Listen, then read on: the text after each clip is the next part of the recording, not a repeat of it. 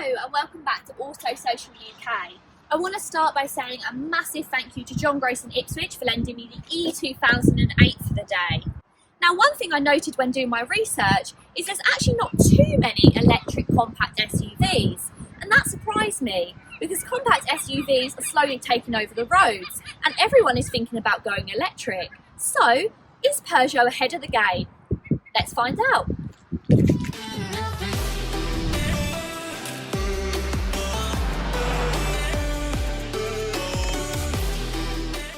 Similar to the Vauxhall that I drove the other day, Peugeot didn't want their electric car to stand out too much against the petrol and diesel versions. The main way that you can tell that this is an electric car, apart from the small E badges on the side and on the rear, is the front grille. So the front grille on the E2000 is actually horizontal, whereas on the petrol and diesel versions you'll find that it's actually vertical, and it's body colour coded opposed to the chrome that is on the other ones. One thing the Peugeot can't claim to be is subtle. Its new looks really do make it striking. It's got a massive front bumper as well as these, what do they call them, like the lion tooths. And then it's got loads of different angular parts all over the vehicle. It does look really great, but yeah, if you wanted something a bit more subtle, then perhaps this one isn't for you. Boot space is comparable to other cars in its class, and in fact, because of the shape of the Peugeot, actually if you put the rear seats down, it's bigger inside than the Ford Puma.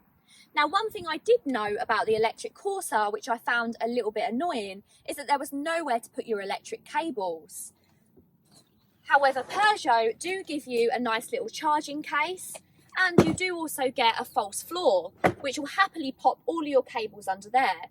One nice little thing as well, which is another finishing touch, is that actually the parcel shelf fits perfectly underneath there as well. Space inside is ample. I've got plenty of legroom and loads of headroom as well. You do have to remember that this car is only still a small SUV, so it has really been designed for families with having small people in the rear. If you are looking to often carry 3 probably full-size adults in the back, then you might have to opt for a slightly larger car. Mostly because once you do have 3 people sitting in the rear, the roof does slant inwards on the sides, so those people that are sitting on the edges might get a bit of neck ache. They really have designed this car with family life in mind. As well as 2 ISOFIX spaces in the rear, they also have a set on the front passenger side. Each of the ISOFIX fitments are covered by a zip to make sure that they don't get dirty when you're not using them. Peugeot have gone all out to make sure that the cabin is a really nice place to be, and they have done an excellent job. One thing I noticed when I jumped straight in is I absolutely love these curved lines across here. That isn't something I've seen in the cars recently. Everything I've kind of been in has been a little bit boxy, but I absolutely love how the curves from the door all the way across the dashboard in this sort of like carbon effect. I can imagine that because this is the GT line, that's why you get a little bit of a carbon effect, but that is amazing. And then you've got these seats, which you've got a part leather, part cloth, with a really nice bit of yellow stitching in them. Again, they feel super high quality. The only thing I would note, which I feel a little bit disappointed with them being such a high quality seat, that you do only have your manual movements. I can imagine that if you upgrade to the GT, you'll also get obviously full electric seats, but in the GT line they're still manual, which seems a little bit disappointing, but to be honest, with everything else blowing you away in this cabin, that's not really a problem for me. Inside is the first time in a long time that I've really gone, wow, that's cool. Now, I might have mentioned a couple of times before that I actually find digital dashboards a little bit gimmicky. I kind of feel like they don't really add anything extra. They're just displaying you the same dials that you usually have, but digitally. Now this, I completely disagree with. So this is the Peugeot's actual 3D, I think they call it like their i3D cockpit, something along those lines. And this is amazing. Like when I first sat in it and kind of just and let it come up on the screen, I didn't really know what I was expecting, but I was really wowed by it. This three-dimensional feature that it's got in it is really interesting. And I also like that there's loads of different ways to customise it. It's not just your two options, your sport, your eco, that sort of thing. There's loads of different options that I can have on here. I've got the navigational, driving, energy, dials, minimum, and then you've got your personal ones as well, so you can have a play around them with it and personalise it. In my opinion, this is the best cockpit that I've seen in a car in a long time. Tons of the reviews that I saw on the Peugeot 3008 said that even though this is a really diddy little steering wheel, it still often gets in the way of the ID screen. So what I thought I'd do is get comfortable and let's see if I find that an issue too. When I first did it, I really struggled to find actually how you move the steering wheel, but it's right down here underneath. There is another little dial down here, which I thought it might be, but that is your adaptive cruise control. But once I get that moving,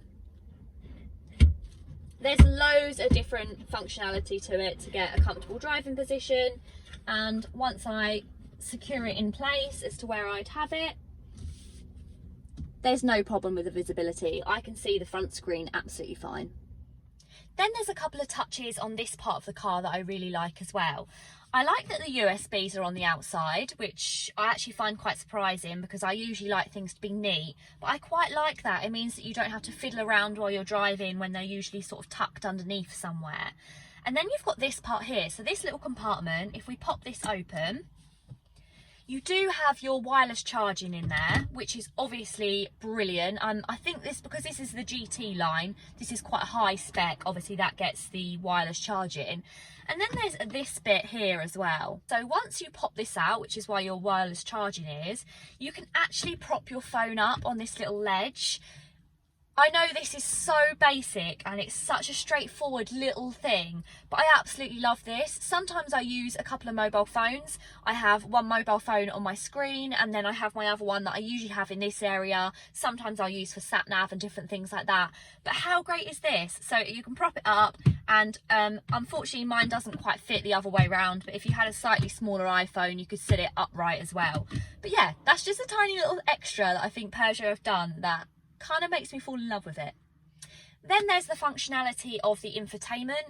It's really good, it's very responsive, loads of different options that you can obviously use in here. And then you also do have these really nice little like piano key dials here, which are your shortcuts for when you're driving. So these aren't actually physical buttons, they are touchscreen. But the difference is you don't really play around with them, you just sort of hit your music and then that obviously brings up your music, hit your phone, that brings up your phone options. I just think these shortcuts are really lovely ideas. You do then obviously have your physical buttons there to just turn off your temperature, turn it back on, your AC, your different shortcuts. So yeah, I really think that's a nice extra. Obviously you've got your heated seats in this one because it's the GT line. But I really like the functionality of this. It's still a little bit fiddly, so when you go for your shortcut for your temperature, you then have to use the physical screen to change your different temperatures. But overall, I do like this combination of some buttons, some touch, and also the screen. Functionality inside the cabin is really good. So you've got some great big storage bins in the side, you've got 2 front cup holders, loads of space in your armrest. Obviously we've got this lovely little pop out cubby hole that I really like, and then you've got a decent sized glove box as well. The only thing I would note about this glove box is when I got into this car they had the book pack in my side door, which is normal. I usually straight away put them in the glove box, put them out of the way. However, doesn't actually fit in the glove box because it's slightly too big. The glove box is split into 2, which means that you can't really store anything of this size, which I guess isn't too much of a problem, but you'd probably want to take your book packs out and put them in a safe place at home. The Peugeot, like many new cars, has an electronic handbrake, and from what I can work out, it doesn't have an automatic setting, so you can't set it to automatically come on. You do have to remember to apply the handbrake, which can catch you out because, don't know if it's going to do it for me now because it didn't a second ago. If you try to get out the car,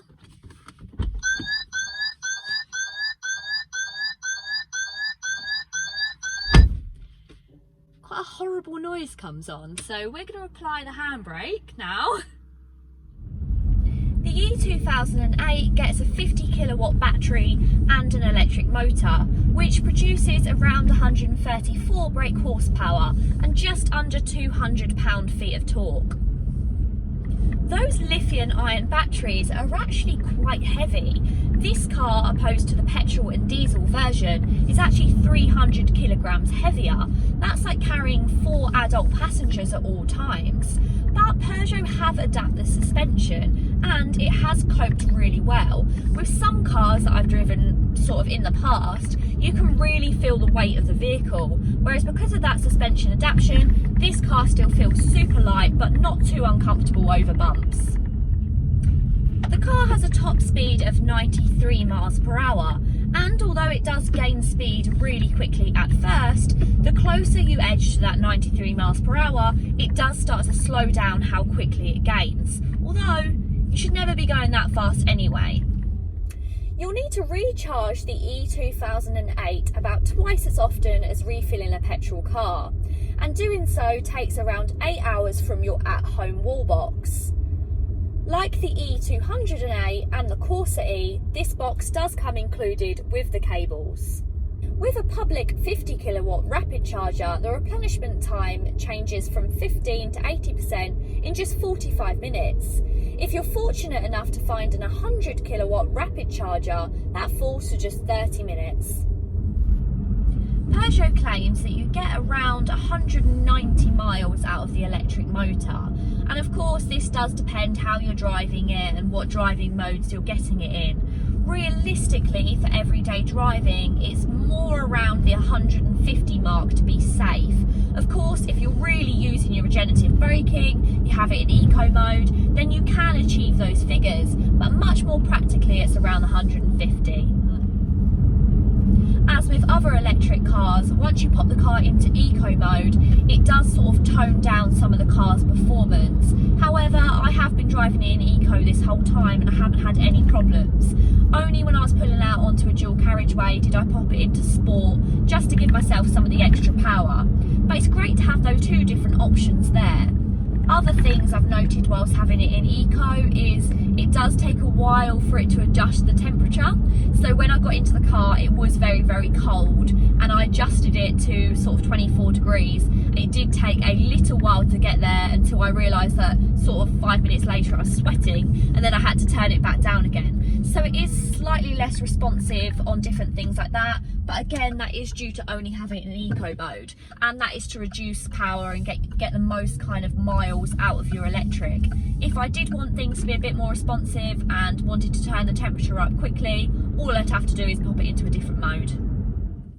A couple of weeks ago I drove the E-Corsa, and I did assume that this car would be exactly the same, considering they're all from the PSA group and they're all sharing very similar uses in their motors and things like this. However, I have noticed one difference, and I don't know if it's just me or whether this is actually something, but the regenerative braking in this car, so it's the same as the Corsa. On the gear stick you go one down from drive, so you've got drive then braking mode. It doesn't feel as prominent. In the Corsa it almost brought you to a stop, whereas in the Peugeot it doesn't seem as kind of forceful in its braking. I have played around a little bit and I've tried it in eco mode, I've tried it in the drive mode, and it doesn't seem to hold you to a stop. Some people might like that, or others like me, who's a bit of a lazy driver, prefer it to be a little bit more forceful. But once you become a 2008 driver, you actually get a few nice little extras offered to you from Peugeot. Obviously these do come at a little extra cost, but one of these is something called a mobility pass. Now, if you think that you're going to need a petrol or diesel model for a short period of time because you're going on holiday or something like that, and you don't want to worry about having your electric car and having to charge it, what you can actually do is you can get a discounted price on Peugeot's hire cars. So you could drop off your electric car, pick up a diesel, and then pick back up your electric car later on. I think this takes some of the worry away from it, and it's definitely a good option to have.